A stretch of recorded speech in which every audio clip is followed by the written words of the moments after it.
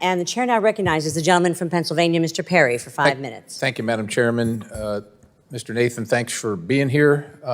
President Biden, his anti-reliable fuel agenda, in my opinion, has led to a spiked energy price across much of the developing African countries. Farmers can't afford low-cost fertilizer, and countries that are endowed with great natural resources are not encouraged to use them, but rather forced to adopt far-reaching green energy projects.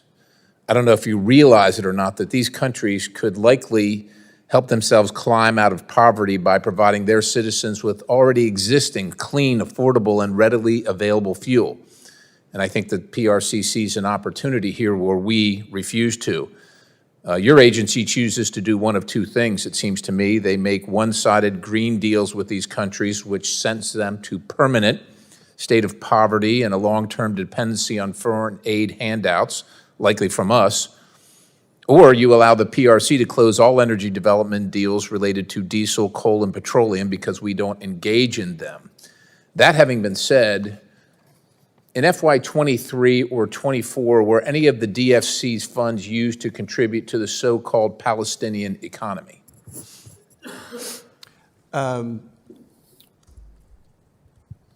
Would you like me to address the first point, or about? Well, you can, sure. Go ahead. Yeah. Because in the last year, we did a fertilizer deal in Nigeria for the production of fertilizer called Indorama, which I think is very important for meeting the local needs through the production of fertilizer in West Africa.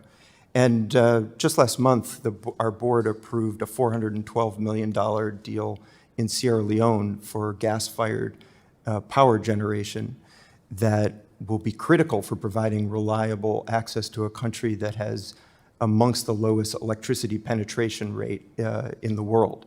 Well, I think that's awesome. And what I'd like to do, since you offered it, is see of the $1 billion plus budget that you have, the percentage of your budget used for traditional energy sources and traditional fertilizer sources. But that having been said, do you have an answer to the other question regarding your FY23 and 24 spending?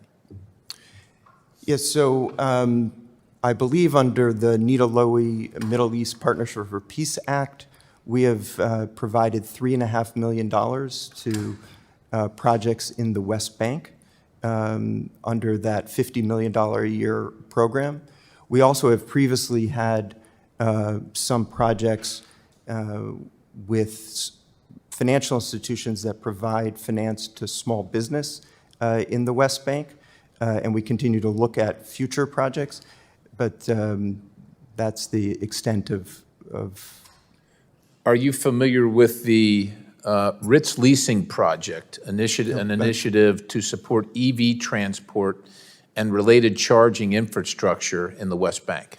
Yes, so that's a $10 million project that hasn't yet dispersed, but yes. So many of us, myself included, would consider this in support to some extent of the terrorist organization known as Hamas and other terrorist organizations, including Islamic Jihad, that operate in and around in governance in the West Bank and Gaza. That having been said, can you remind me, how does funding EV charging stations in the West Bank or Gaza help your organization combat the Belt and Road Initiative? So the purpose of the investments under the MEPA law, under the Nita-Lowy MEPA law, is to provide economic opportunity to keep people employed and to promote economic growth and stability in the West Bank, particularly given the financial trouble. But they're running it through your organization, and I thought your organization in large part was meant to combat the PRC's Belt and Road Initiative. Is that a competitive location for the United States? You know, the mandate that Congress gave us under the BUILD Act was to do economic development and advance the strategic and foreign policy interests of the United States.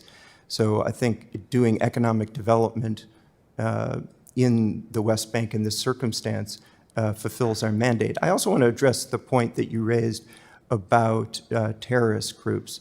It's incredibly important for us to make sure that our partners are vetted, that we do know your customer kind of analysis, and that vetting takes place to make sure that our counterparts don't have anything to do with what you mentioned. I hope that's true, Madam Chair. My time's expired. I yield.